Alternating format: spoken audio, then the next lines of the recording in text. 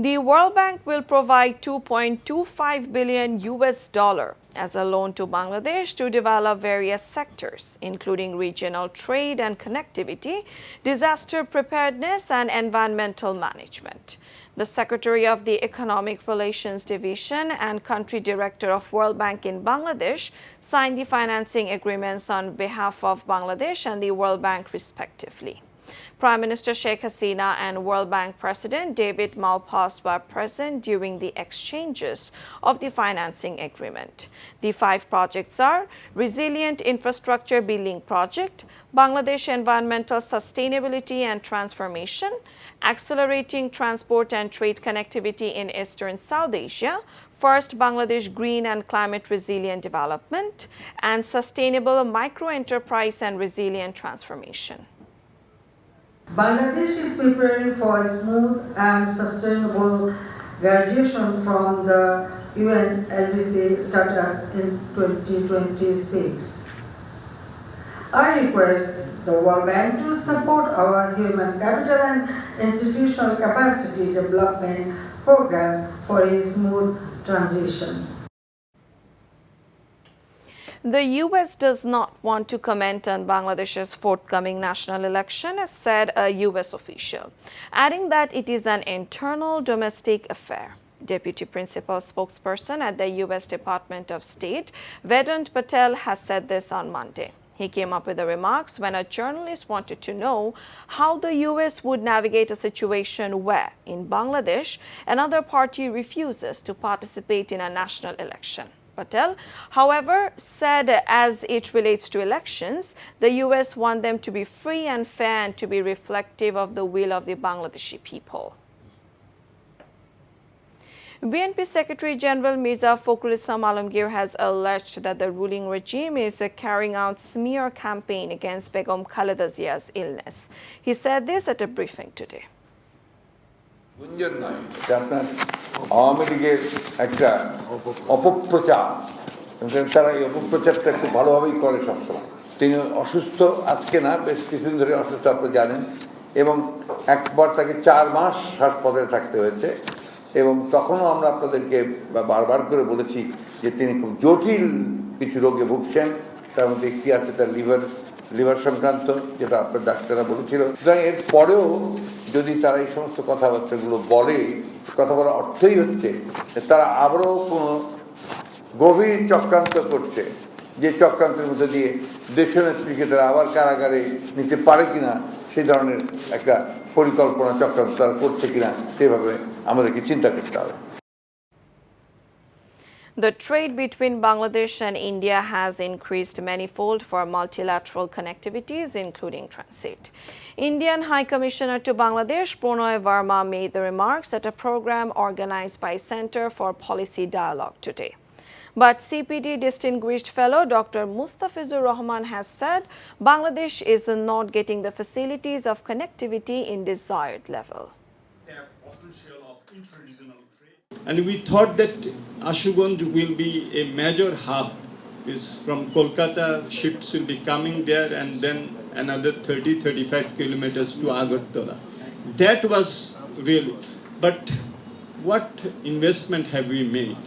Over the last 7 years, 17 cargo only were only handled by the Ashuganj. We are definitely happy with the distance that we have covered.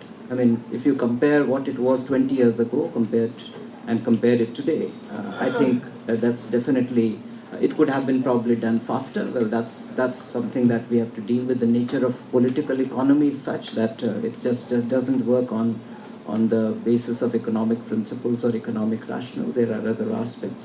But clearly this is, I think we have come a long way.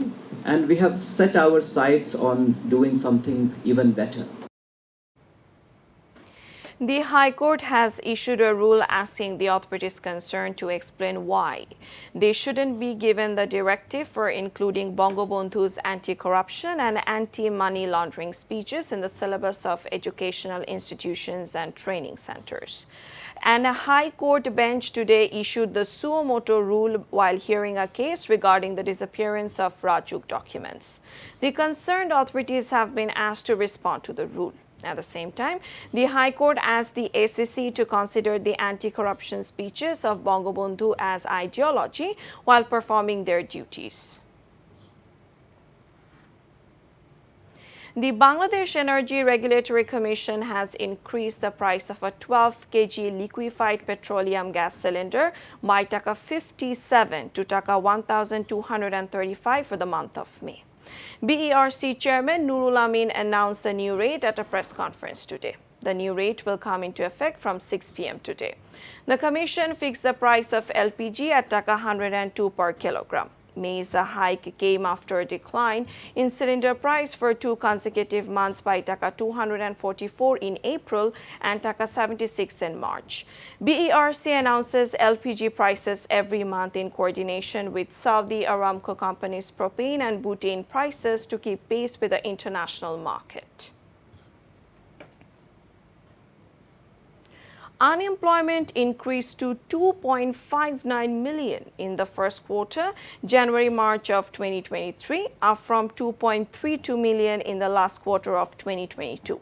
According to the quarterly data from the Labor Force Survey released by the BBS today, the rate of unemployment is currently 3.51%. According to the survey findings disclosed during a press briefing at the National Economic Council meeting room of the Planning Commission, there are an estimated 7.36 crore employable people in the country, whereas 7.11 crore people are currently employed. Of the total employed, 4.65 crore are men and 2.46 crore are women.